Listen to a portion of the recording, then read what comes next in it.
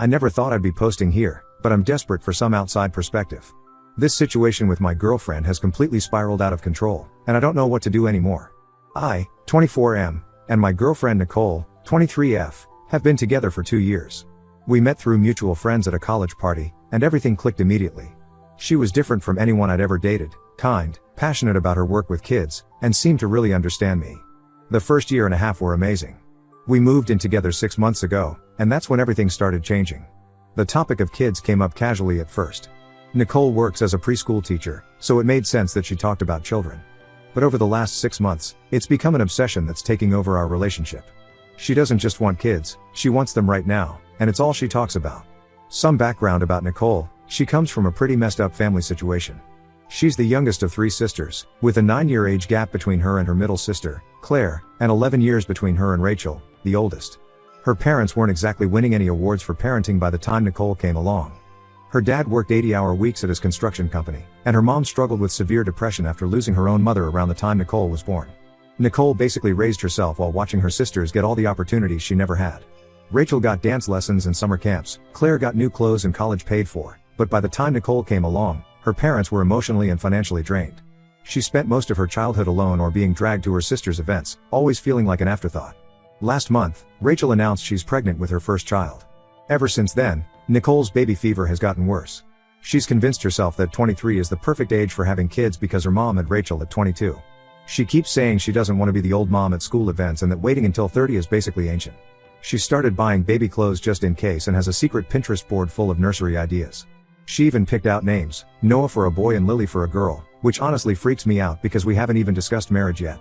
Now, here's my side of things. I want kids too, eventually. I've always seen myself as a father, and I think Nicole would be an amazing mom. But I'm in the middle of getting my engineering degree. I dropped out 3 years ago because of some personal issues, more on that later, and I'm finally back on track. I'll graduate when I'm 27, and I want to be established in my career before having children. My reasons for waiting go way deeper than just career stuff. My childhood was complicated. My parents were terrible with money. Dad lost his job at the bank when I was 12 after the 2008 crash, and we nearly lost our house. I remember finding my mom crying in the grocery store parking lot because she couldn't afford both food and my school supplies. They took out payday loans that spiraled out of control. We lived on ramen noodles and mac and cheese for months. My parents never directly blamed me for their money problems, but kids pick up on these things. I grew up feeling like every dollar spent on me was a burden on the family. This led to some really unhealthy behaviors in my teens. I started gambling at 17, thinking I could win enough to help my parents. Instead, I ended up with a serious addiction that I'm still working to overcome. I haven't placed a bet in 8 months, but the urge is still there, especially when I'm stressed. Nicole knows all this. She knows about my gambling history and my parents' financial struggles. She was incredibly supportive when I told her, which made me fall even harder for her. But now she acts like none of it matters. She says things like we'll figure it out and people make it work with less, but I can't imagine bringing a child into our current situation. We're barely making ends meet in our tiny 1-bedroom apartment. Nicole makes $32,000 a year as a preschool teacher, and I'm working part-time at the campus bookstore while studying. We can't even afford a car, we both take the bus everywhere. Our furniture is all secondhand, and we have to budget every penny.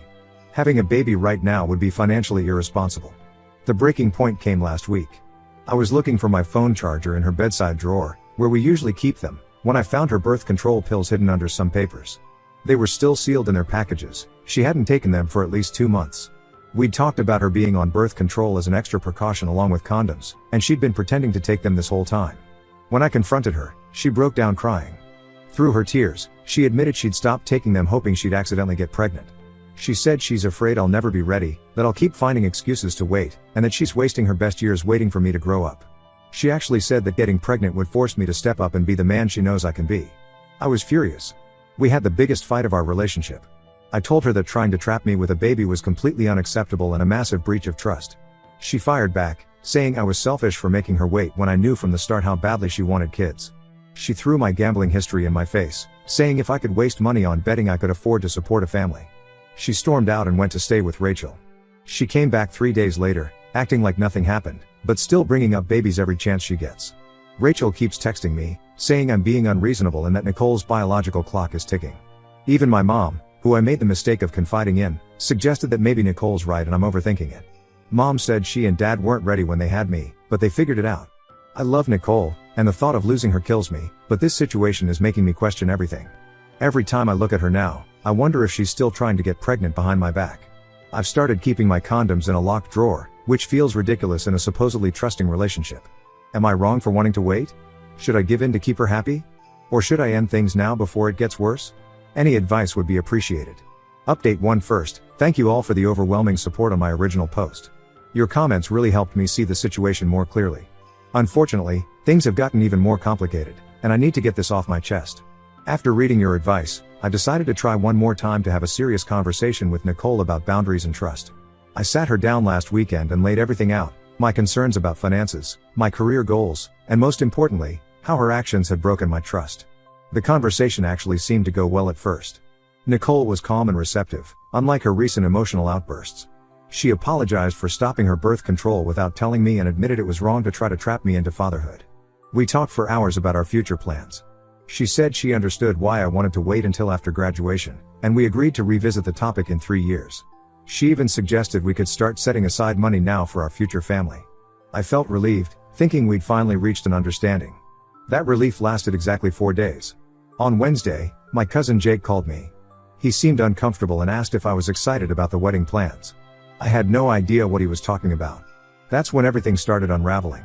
Apparently, my mom and Nicole had been secretly meeting for months, planning what they called a surprise wedding for us. Their logic was that once we were married, I'd naturally want kids right away. Jake only knew because his wife works at one of the wedding venues they'd been looking at. They'd already booked appointments with caterers, picked out color schemes, and even started a guest list. My mom had offered to pay for everything, draining her retirement savings if necessary, all to push this family starting agenda. When I confronted my mom, her response floored me. Instead of apologizing for going behind my back, she defended her actions.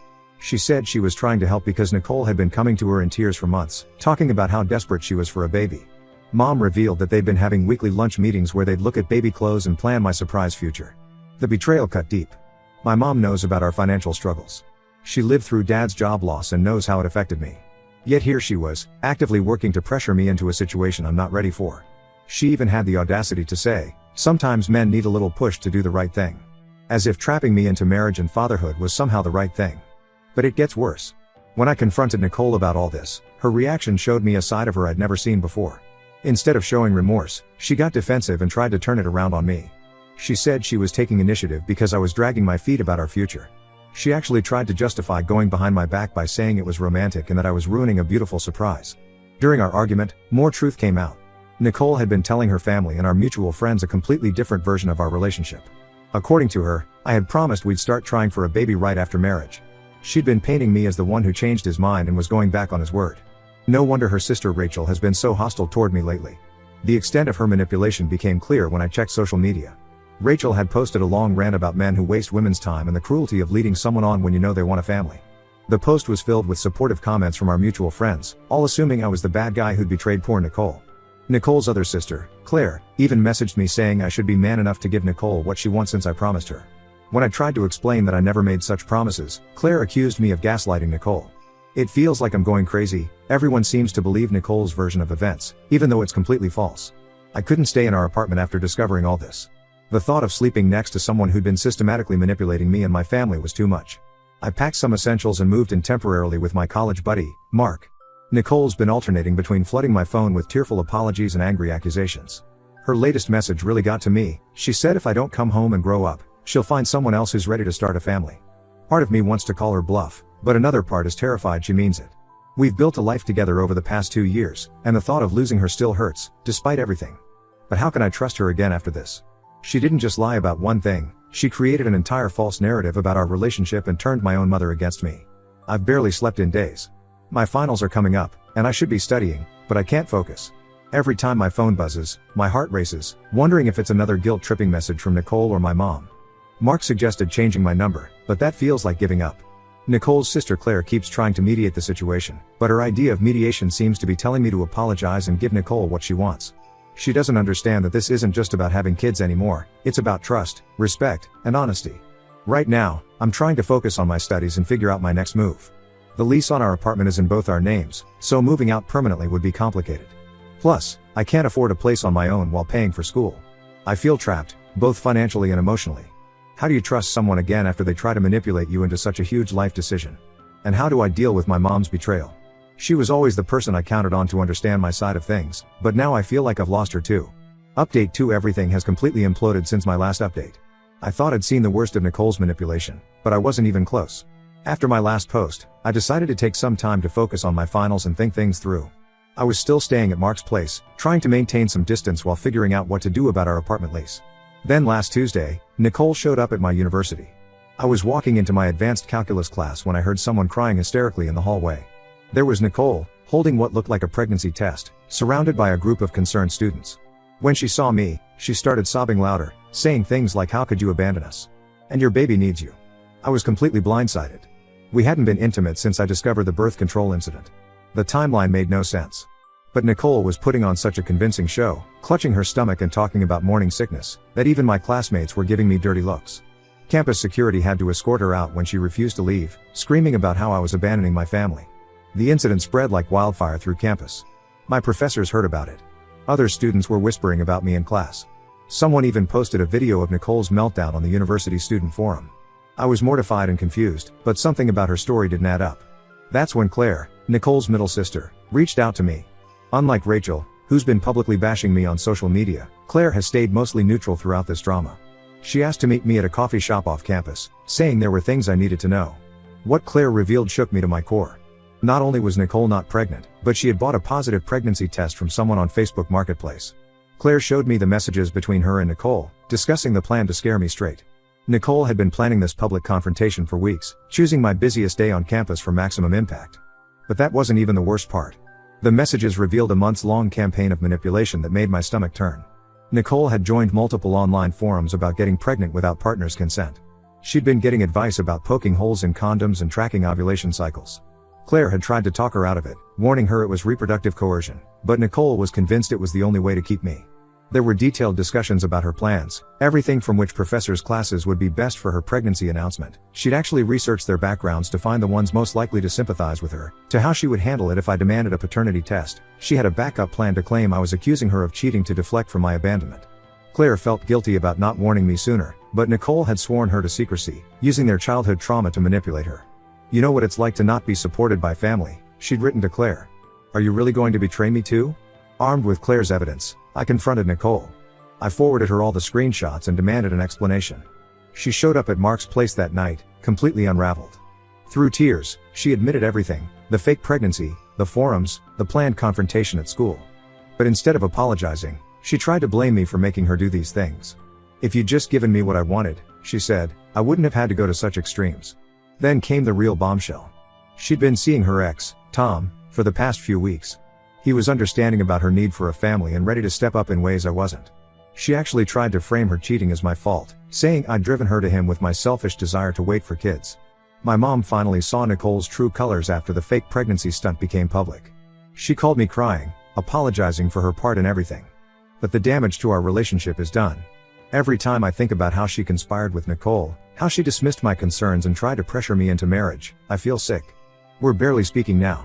The fallout has been intense. Nicole's been telling everyone who'll listen that I drove her to desperate measures with my commitment issues. Some people actually believe her, suggesting that I must have led her on or misled her about wanting a family.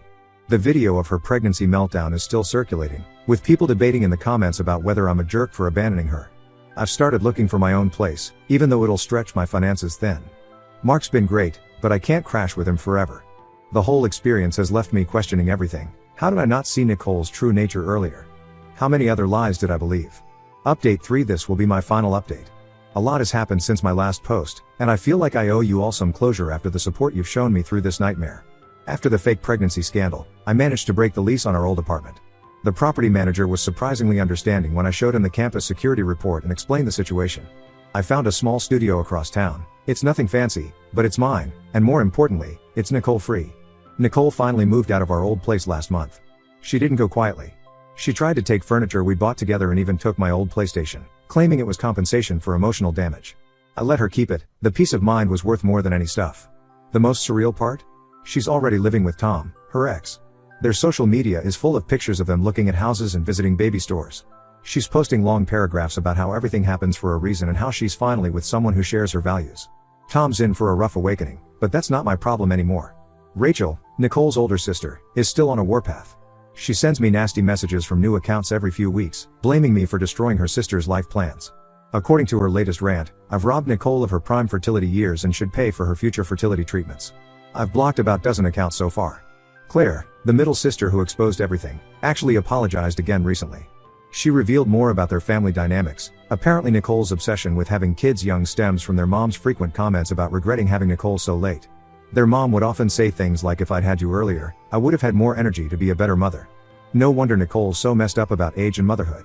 The hardest part has been rebuilding my relationship with my mom. We're talking again, but things are different. She came to visit last week, and we had a long, painful conversation about trust and boundaries. She admitted that seeing Nicole's manipulation made her realize how she'd also tried to control my life decisions. She's starting to understand why I'm so adamant about being financially stable before having kids. My studies took a hit during all this drama. My GPA dropped, but I'm slowly bringing it back up. Some professors gave me extensions after the campus incident, which helped. I'm still on track to graduate, just with less room for error now. What really helped me move forward was finding a local gambling support group. After everything with Nicole, I noticed my old urges creeping back. Instead of giving in, I channeled that energy into group meetings and picking up extra shifts at work. Building an emergency fund has become my new obsession, way healthier than my old habits. I've had a few people suggest I start dating again, but I'm not ready.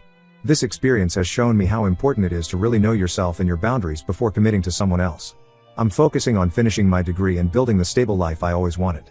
Looking back, all the red flags were there. I just didn't want to see them. Nicole's intensity about having kids wasn't just about wanting a family, it was about control and filling some void from her childhood. I hope she gets help, but that's not my responsibility anymore. To everyone who told me I was being responsible and not selfish, thank you. You helped me stand firm when everything was falling apart. And to anyone in a similar situation, trust your gut. Don't let anyone rush you into life-changing decisions you're not ready for. I won't be updating again. Time to close this chapter and focus on building the future I want, on my own terms.